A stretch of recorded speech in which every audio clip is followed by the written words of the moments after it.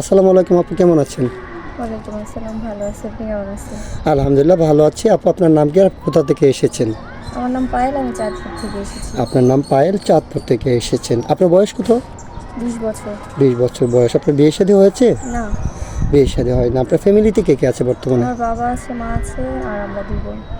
আপনার বাবা কি করেন? বাবা কিছু করে না, বাসায় থাকে, বৃদ্ধ হয়ে গেছে।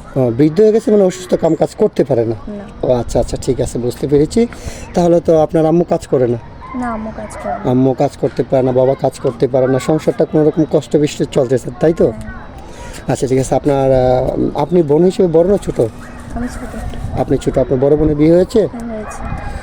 আপনার বিয়ের সাথে হচ্ছে না? না, আপনার বিয়ের সাথে কী জন্য হচ্ছে না সেটা যদি একটু বলতেন আমাদেরকে। আমার বিয়ের সাথে হচ্ছে না কারণ আমরা অনেক গরিব, আর যারা ফ্যামিলি থেকে আসে তারা যৌতুক হিসেবে টাকা পয়সা চায়, সে কারণে। তো আচ্ছা আচ্ছা, যারা মনে করেন বিয়ে শাদীর জন্য আসে যৌতুকের টাকা পয়সার জন্য, পরে বিয়ে শাদী করতে চায় না।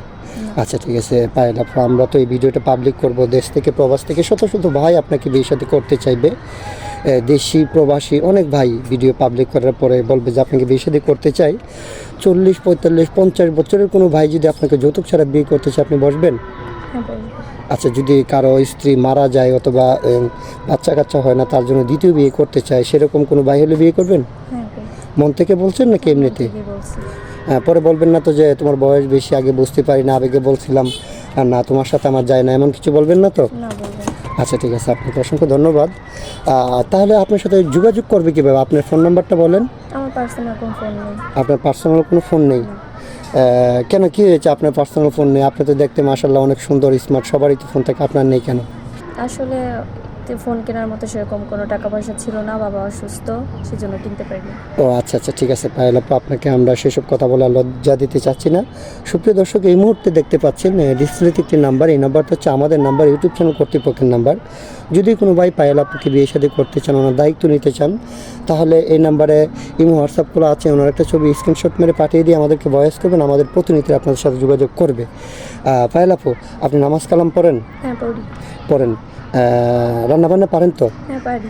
আচ্ছা, একটা কথা আমি আপনাকে বলবো, যদি কোনো ভাই আপনাকে বিয়ে শাদী করার পরে আপনাকে দেশে রেখে সে প্রবাস চলে যায়, যেমন তার বাবা মা বাড়িতে থাকে, বৃদ্ধ বাবা মা, তাদেরকে কি নিজের বাবা মার মতো দেখবেন?